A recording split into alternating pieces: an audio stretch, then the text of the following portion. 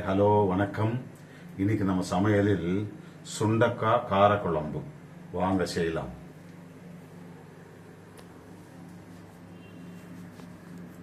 சுண்டக்காய் ரொம்ப விலை ஜாஸ்திமா. இது உடம்புக்கு நல்லது இல்லை, வாரத்தில் ஒரு நாள் சாப்பிட்டா நல்லது. இது சுண்டக்காய். இது காய வச்சு பேக்கெட்டில் கூட விற்கிறாங்க கடையில். நம்ம கொஞ்சம் விலை ஜாஸ்தி. அது ஒரு 100 கிராம், ஒரு 50 கிராம் பேக்கெட்டே 100 ரூபாய் சொன்னாங்க. இது வந்து 25 கிராம் இருக்குமா? அவ்வளோதான். இது பச்சை சுண்டக்காய் கார குழம்பு வச்சா நல்லா இருக்கும். சுண்டக்காயில் பச்சை சுண்டக்காய், காய் சுண்டக்காய். இது காய வச்சு கூட விற்பாங்க பேக்கெட்டில், கடையில் பேக்கெட்டில் விற்பாங்க. இது அது வந்து அப்படியே நம்ம மோர் மிளகா மாதிரி வறுத்து சாப்பிடலாம். இந்த கொஞ்சம் எண்ணெய் அதுக்கு தகுந்த போல ஒரு 4 ஸ்பூன் எண்ணெய் விட்டுருக்கேன். தக்காளி, வெங்காயம், ஆஸ்யூஷுவல் எல்லாமே. கொஞ்சம் ஒரு லெமன் சைஸ் புளி கரைச்சி வச்சிருக்கேன். என்னென்ன வேணுமோ எல்லாமே. லாஸ்ட்ல வெல்லம் கொஞ்சம் மிக்ஸ் பண்ணா கொஞ்சம் கசப்பு பண்ணுவாங்க.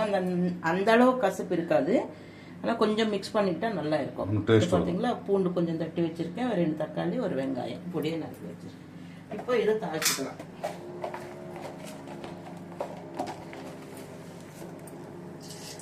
இது வடகம். வடகம் இல்லைன்னா கடுகு, வெந்தயம், கொஞ்சம் ஜீரகம் போட்டுக்கலாம். எல்லாரும் வீட்டில் இருக்கும் இல்லை வடகம்? இருக்கும் எல்லாருமே சரி. ஏன்னா இது நல்லா வதக்கணும்.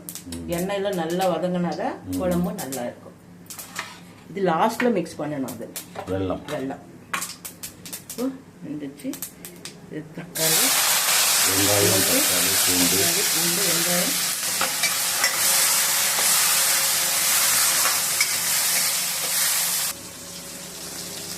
பார்த்தீங்களா, தக்காளி வெங்காயம் நல்லா வதங்கிச்சு. இப்போ இந்த காய் சேர்த்துக்கலாம்.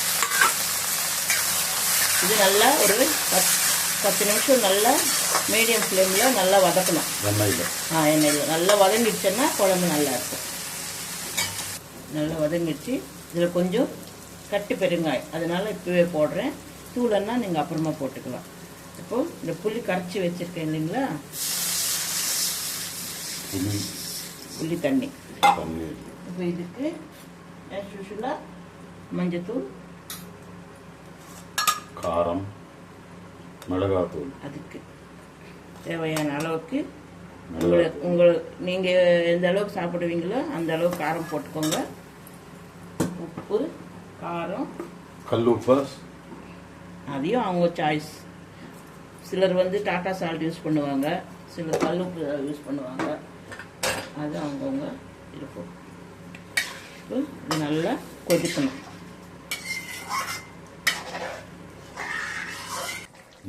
இவ்வளோ இப்படி நல்லா சுண்டாக காய்ச்சிக்கோங்க, சூப்பராக இருக்கும். இப்போ நான் வந்து கொஞ்சோண்டு வெல்லம் போடுறேன். இது வந்து சுகர் இருக்கிறவங்க வெல்லம் வேண்டாம் அப்படின்னாக்கா வெல்லம் கூட தவிர்த்துக்கலாம். இஷ்டம் வேணா போட்டுக்கலாம், இல்லைன்னா வேண்டாம். நான் கொஞ்சமாக போட்டேன், ஒரு டேஸ்ட் கூட நல்லா வரும். கொஞ்சமாக போட்டுட்டு கருவேப்பிலை, கொத்தமல்லி போட்டு ரொம்ப தனித்தனியா இல்லாம இந்த மாதிரி திக்கா வரணும். சிம்மில் வச்சுட்டு இந்த மாதிரி திக்கா வந்துடுச்சுன்னா சூப்பராக இருக்கும் சுண்டக்காய் காரக்குழம்பு. இப்போ வந்து லாஸ்ட்டில் கருவேப்பிலை, கொத்தமல்லி போட்டு இறக்க வேண்டியதுதான். இவ்வளோதான், முடிஞ்சிடுச்சு. இதுவே தான் சுண்டக்காய் காரக்குழம்பு. ஓகே,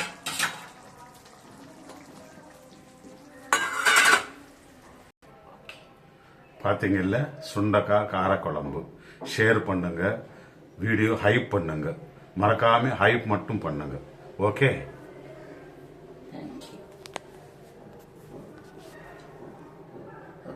சூப்பராக இருக்குது பார்க்கறதுக்கு.